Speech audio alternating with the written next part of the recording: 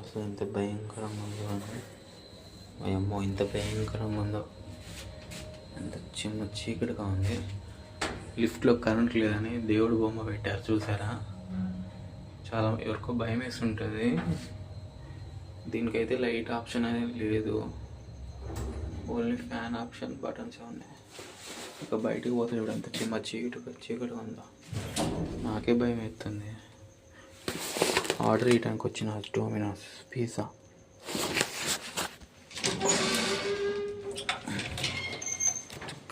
చూసిరా ఎంత భయంకరంగా, చూసిరా ఎంత చీకటిగా ఉందో, ఎంత భయంకరంగా ఉందో అండి. అసలు మనిషి అనేటడికైతే ఖచ్చితంగా వచ్చబడుతుంది.